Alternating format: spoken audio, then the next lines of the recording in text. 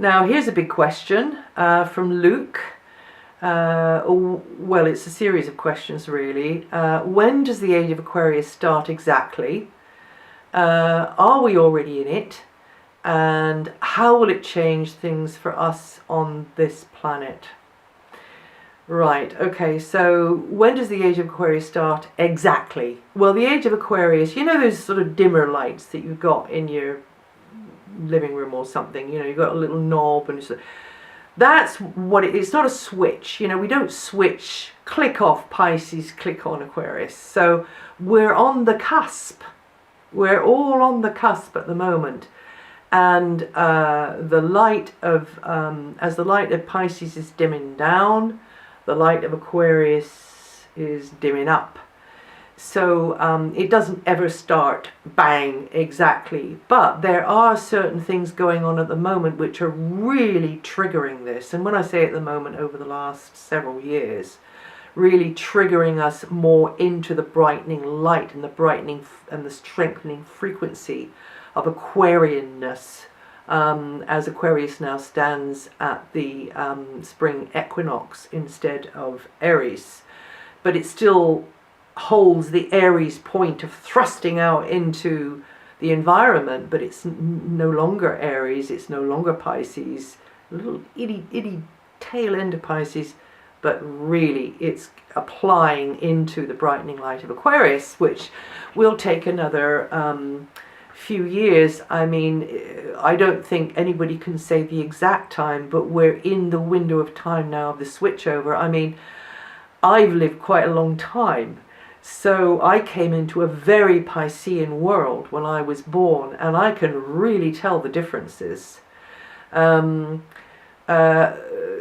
we move out of the really quite private sign of Pisces, you know, Pisces ruling the monk in his cell, different religions, the Christian era, in fact, all falls under Pisces, but also not just Christianity.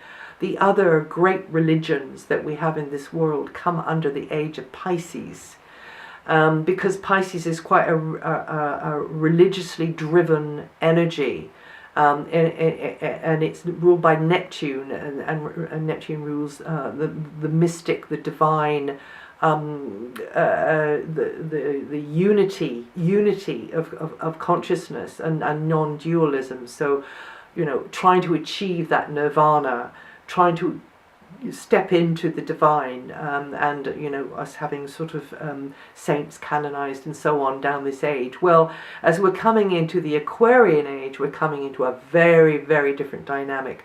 Pisces is water, and it's quite emotional, and it's very, very spiritual, and it's the sign of higher service, and the sign also of glamour and Hollywood as well, you know, illusion and fantasy and cartoons and stuff and romance. We're coming out of that. I must shed a tear, really, in a way, and we're coming into this air sign, Aquarius. Yes, I know it sounds like a water sign, but it's not. It's an air sign. It's a fixed air sign, and it stands on the fixed. It's on the point of the fixed cross in our skies.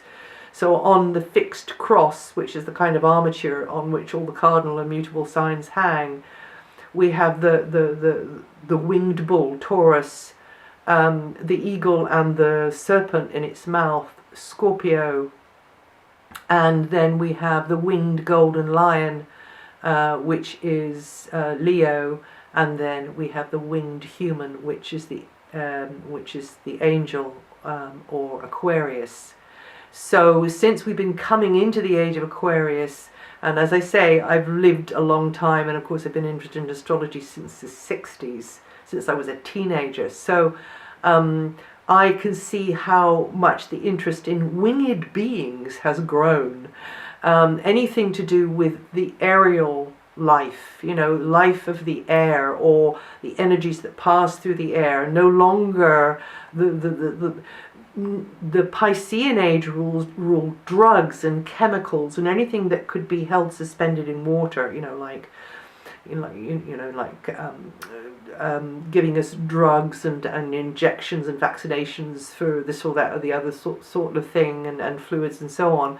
and understanding medicine, and understanding the world through taking great ships to the other side of the world and discovering the world, and through the element of water. Very much the element of water was important in the age of Pisces over the last 2,000 years. Now we're coming into the age of an air sign. So things that pass through the air, like lasers, like what I'm doing here now, the remote control, invisible frequencies and wavelengths and bandwidths and signals and, beams and rays and excuse me, this is all becoming more and more, CCTV everywhere, which I'll come on to in a minute, which is all becoming more dominant now in our society, and drones and bots and nano this and Aquarius rules science, Aquarius rules technology, it rules the thinking mind. On an everyday level, it rules the scientific thinking mind, silicon chips, and what's this a new thing now? What's it called? Graphite. It's a new material. It's not graphite, but it's something very similar to graphite. So if you just Google that, you might find it. It's the hardest material ever. Soon it's going to be covering our mobile phones, and the whole of the IT industry is ruled by Aquarius.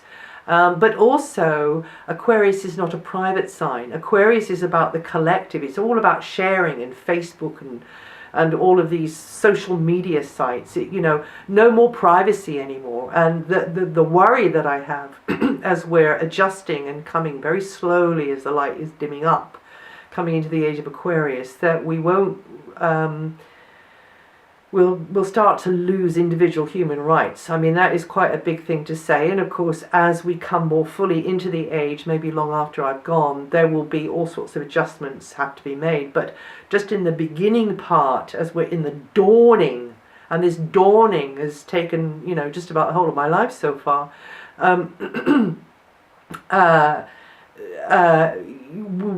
things are evolving so fast with technology that we're having to sort of run to catch up, to kind of retain our individual right to privacy and retain our individual right to freedom of speech. Because again, the collective mind energy, which is increasing of Aquarius, wants us to kind of even more share everything, be transparent, be open.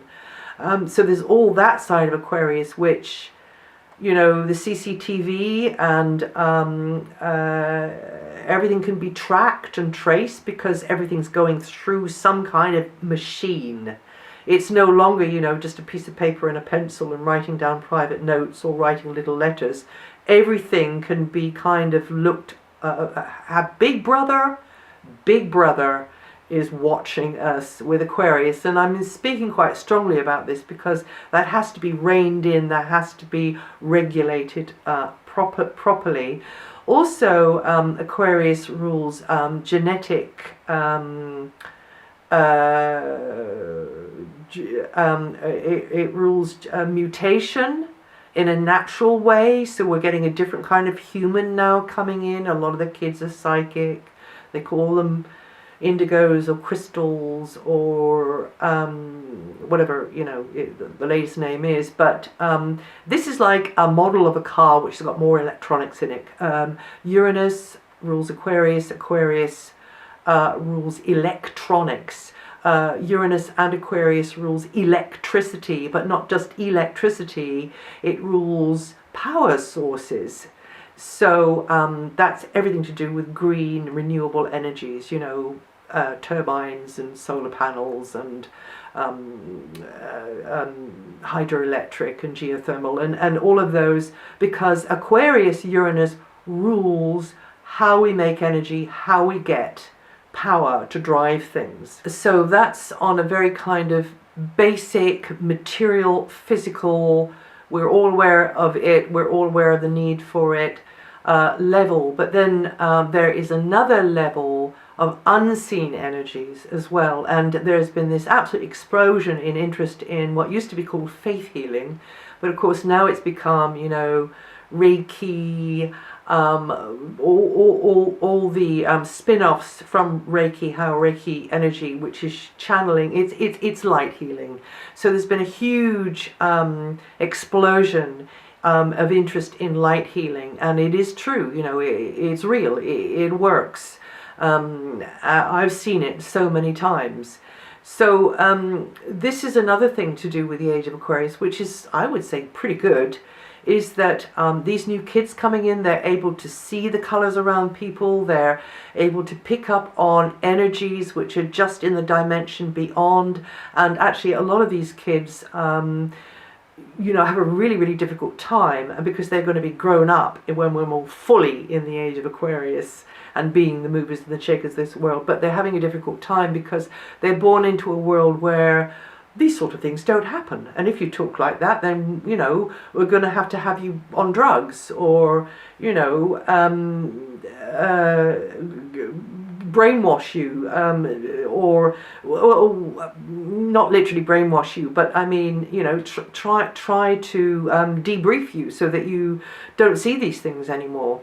But it is true that the higher reaches of the human mind does come under the sign Aquarius. The revolutionary comes under the sign Aquarius, and we're seeing a lot more of that, especially with this Uranus, which rules Aquarius, Pluto aspect, which has been running since 2011 and is due to run till 2016, but really it's not going to be over until 2020-ish. Because, you know, it might be all over the aspect, but then there's the shouting, you know. So and the stabilization. So but it does rule revolution, it does rule transformational change, it rules mutation, it rules genetic engineering as well. I mean, Monsanto and their like, you know, Dolly the sheep, cloning, it rules all that kind of thing. So what was the question? Are we already in it? Yes, we are, but we're in the very kind of baby steps of it now. And really what's going down now, especially with the cardinal signs, where this very strong aspect, Uranus is in Aries at the moment. You know, Aries is the sign which is the pioneer and the leader and the energy of the dawning into something. So that's where the ruler of Aquarius is at the moment, and breaking new ground in the sciences is very much going on just now, particularly in this kind of technology, you know, and iPods and pads and phones and whatever. But we're totally unaware, really. We're not totally, but we're very unaware of another, you know, Aquarian ruled thing, which is EMFs. You know, we really don't know how these are affecting us. Like in the early time of Pisces, not understanding how, you know, how certain fluids injected into the body, or herbal medicines taken, or indeed, you know, poisons and so on, would affect, because some poisons taken in small amounts are very, very good, but these were all carried in the element of water. Now we get everything carried through air. And, you know, there will be issues to do with hydrogen, oxygen, and nitrogen, and so on. I mean, it could even come into, you know, how we run our cars. I mean, I don't know. I mean, water actually is a kind of a gas. So, yeah, we're in it, and how will it change things? Well, I think I've kind of said a little bit about that, and maybe I better just leave it at that. Yes, interesting times we're in. We have a ringside seat to one of the greatest shows on earth at the moment. So thank you for your question, Luke.